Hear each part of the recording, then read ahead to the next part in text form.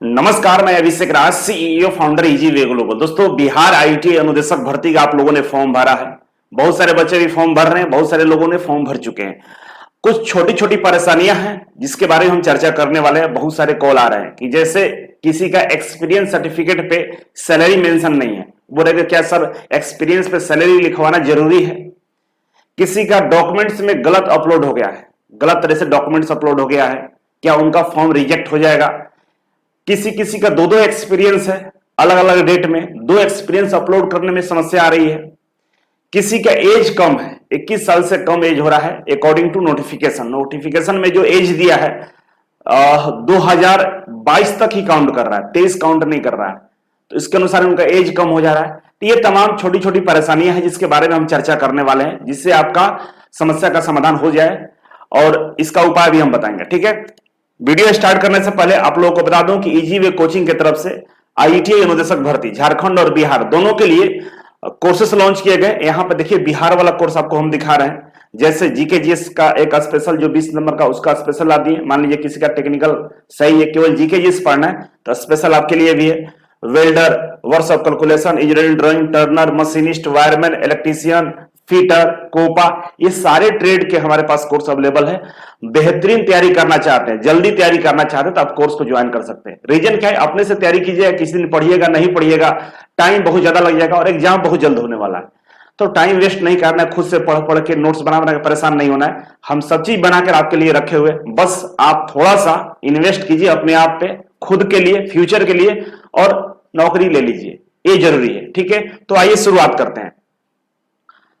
सबसे पहले हम बात करेंगे एज समस्या को लेकर। जो समस्या एज में है, ठीक है, कि 21 साल न्यूनतम आयु मांगा गया है और ये जो न्यूनतम आयु है 1/8/2022 तक काउंट करेगा, मतलब 1 अगस्त 2022 तक ही काउंट कर रहा है। तो इसी कारण बहुत सारे बच्चों का एज 21 साल से कम हो जा रहा है, 21 साल से कम हो जा रहा है। यही अगर 1/8/2023 रहता तो बहुत सारे बच्चों का इसका फायदा मिल जाता। अब मिनिमम आयु में कोई छूट मिलता नहीं है, मैक्सिमम मिलता है। तो समस्या ये है, इस तरह का अगर किसी के पास समस्या है तो इसका निदान हमारे पास नहीं है। बीटीसी को आवेदन दे सकते हैं कि नोटिफिकेशन जब आया है 2023 में, 2022 क्यों दिया जा रहा है।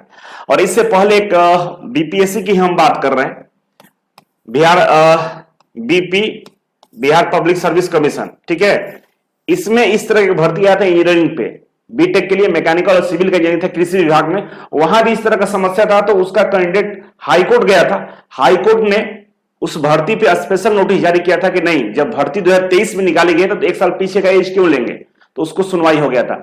तो एक रास्ता यह है कि आप बीटी से जाइए, आवेदन दीजिए, मानते तो ठीक है, नहीं मानते हो तो आप हाईकोर्ट का रास्ता अपना सकते हैं और यहां पर जाकर आप एक आवेदन मतलब लिखित रूप में कोर्ट को बता सकते हैं कि इस तरह की मामला हुआ है।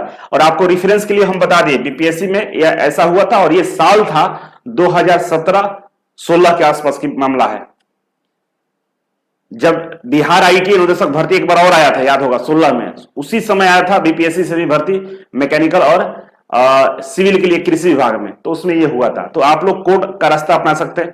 अब आप लोगों का बहुत सारे बच्चों को तो जुड़े हैं कैसे एक साथ, तो कमेंट बॉक्स में अपना ईमेल आईडी, और लड़कियां जो है ईमेल आईडी डाल दीजिए और लड़के हैं मोबाइल नंबर डाल दीजिए, जिससे आप लोग का कांटेक्ट हो जाए आपस में। नहीं तो हमारा जो व्हाट्सएप ग्रुप है, टेलीग्राम ग्रुप है, फेसबुक ग्रुप, उसमें जुड़ जाइए, या पर्सनली हमें फेसबुक पे मैसेज कर सकते हैं, जिससे हम आपको एक दूसरे से कनेक्ट करा देंगे। ठीक है, तो जो भी आपको रास्ता अच्छा लगे वो अपनाइए और हम आपके मदद के लिए तैयार हैं। नेक्स्ट है कि फॉर्म भरने में देखिए, यहां पे सीआईटीएस को लेकर बहुत सारे बच्चों की समस्याएं हैं। आईटीआई के डिटेल्स आप लोग डाल दिए होंगे, ठीक है ना, नाम आप सेलेक्ट करना हो गया। अब यहां पे समस्या आ रहा है सीआईटीएस वालों के साथ। वो सीआईटीएस वाले जो कोरोना काल के हैं, उनका पासिंग ईयर कुछ और है और सेशन कुछ और है। जैसे पहला समस्या है कि हम सर पासिंग ईयर क्या डालें, तो जिनका पासिंग ईयर 23 है तो उनका तो हो नहीं रहा है। मान ली उनका सेशन 21-22 था और 22 में एग्जाम ना होकर 23 में एग्जाम हुआ, तो पासिंग ईयर तो 23 हो गया, तो यहां पे 23 इसमें है ही नहीं। तो उन बच्चों के लिए मैं बोलूंगा कि आप 2022 ही डालिए, क्योंकि ये कोई गड़बड़ी नहीं, ये हमारे फॉर्मेट का मिस्टेक है, आपका मिस्टेक नहीं है। क्योंकि आपका पासिंग ईयर 23 है तो 23 है, इसमें क्या कर सकते हैं, और यहां पे है ही नहीं तो कोई दिक्कत नहीं है, आप 2022 डाल दीजिए। नहीं डालिएगा फॉर्म ही आगे नहीं बढ़ेगा, डालना पड़ेगा। दूसरा चीज ध्यान ये देना है कि पासिंग ईयर और सेशन में अंतर होता है। पासिंग ईयर वैसे ईयर को बोलते हैं जिसमें आपका एग्जाम आप पास किए, रिजल्ट आया है, रिजल्ट वाले सेशन ईयर को हम लोग पासिंग ईयर बोलते हैं। और सेशन जिस सेशन में, जैसे 21-22 सेशन हुआ, 22-23 सेशन हुआ, 20-21 सेशन हुआ, ये सेशन होता है, ठीक है। तो यहां पे अगर आपसे पूछता है कि पासिंग ईयर क्या है, तो जिस साल आपका रिजल्ट आया तो उस साल डालना है, साल का नाम डालना है। यहां पर प्रशिक्षण की अवधि कितने साल का आपका ट्रेनिंग था। सीटीआई पहले कभी 6 माह का भी होता था, केवल पीओटी 3 माह का भी हुआ है आरपीएल के तहत, और 1 वर्ष का भी हुआ है, और इससे पहले और चले जाएंगे 70-80 के आसपास तो ये 2 साल का भी होता था। आईटीआई सीटीआई एक साथ 3 साल का भी कभी कभी हुआ है। तो इंक्लूडेड बहुत सारे इससे परिवर्तन हुए। तो जितने आपका अवधि है वो ईयर एंड मंथ में आप यहां पे डाल सकते हैं, ठीक है।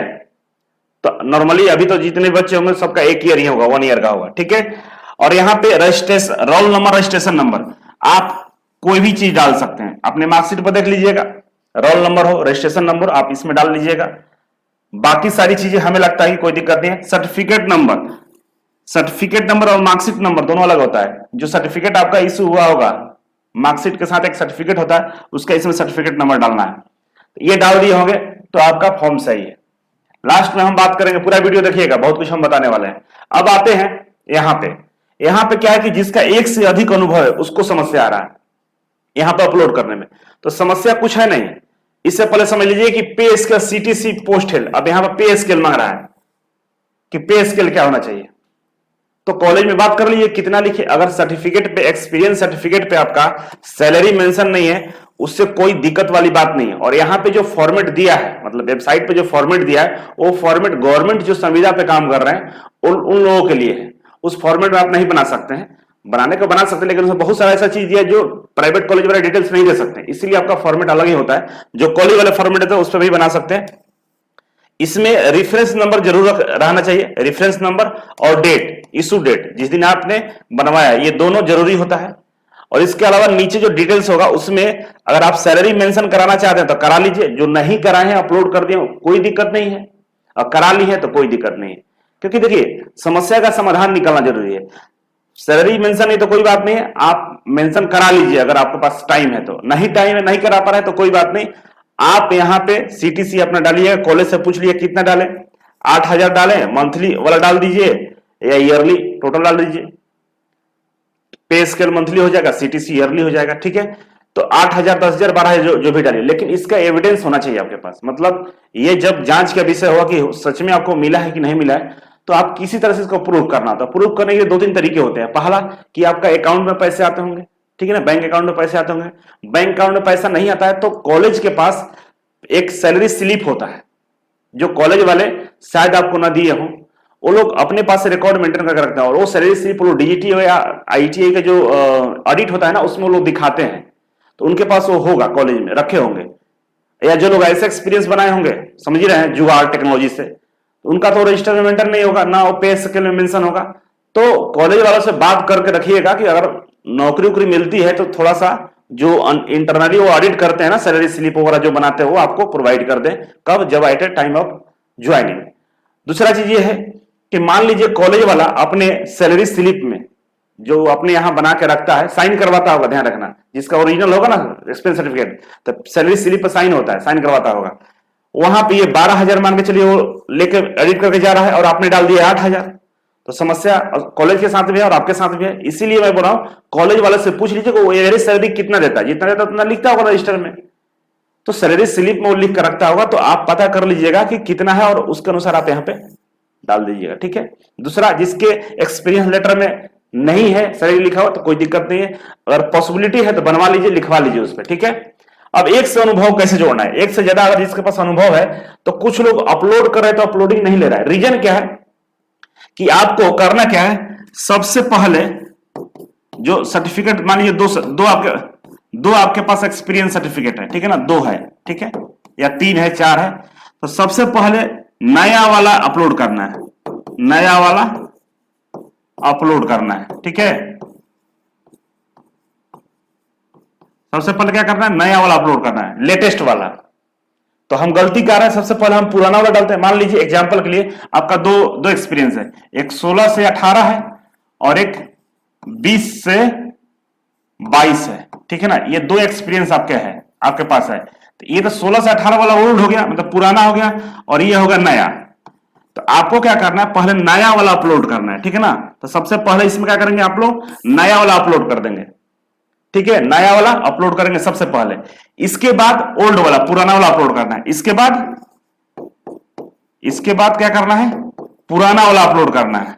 क्या करना है, पुराना वाला अपलोड कर देना है, तो अपलोड सक्सेसफुली हो जाएगा। और बहुत सारे बच्चे ये मिस्टेक कर दे रहे हैं, तो इस तरह से कर लीजिएगा, हो जाएगा, कोई दिक्कत नहीं होने वाला है। अब मेरे हिसाब से आपका जो समस्या था वो सबका हम समाधान यहां बता चुके हैं, ठीक है। अब आप बताइए कि आपके पास इसके अलावा भी कोई समस्या है, इसके अलावा भी कोई समस्या आपके पास है। हाँ, एक चीज और बताना भूल गए हैं कि वैसे बच्चे जिनका अपलोडिंग करते टाइम साइबर वाला फलना ढिकना सब गलती कर दिया है, गलती से अपलोड कर दिया है, उल्टा सीधा अपलोड कर दिया है, तो अब पछताने से कुछ नहीं होगा। अब आप एग्जाम पर फोकस कीजिए, एडमिट कार्ड आपका भी आने की संभावना 99% है। इस तरह के समस्याओं में फॉर्म को रिजेक्ट नहीं किया जाता है। हमें लगता है कि आपका एडमिट कार्ड आ जाएगा, आप परेशान ना हो, आप तैयारी पर अपना ध्यान दें, ठीक है। गलती अब हो चुकी है, क्या सुधर नहीं सकता है। और इसके लिए मैंने वीडियो बनाया था पहले भी कि ध्यान से फॉर्म भरना है, जल्दीबाजी में नहीं भरना है, एकदम आग नहीं लग गया इसमें तुरंत जाकर भर दे। साइबर कैफे वाला पे भरोसा नहीं करना है, कुछ भी भर देगा पैसे के लिए। तो ध्यान देके फॉर्म को अप्लाई करना है, ठीक है। अभी भी समय है, जो बच्चे फॉर्म नहीं भरे हैं ध्यान से फॉर्म भरिएगा, और बाकी ये कोर्स ज्वाइन कर लीजिए, पढ़ाई अच्छे से कीजिए। Best of luck. जो भी अभी और डाउट होगा कमेंट बॉक्स में कमेंट कर सकते हैं। फिर मिलते हैं आपसे नए वीडियो में। चलिए अभी के लिए बस इतना ही था। Thank you so much.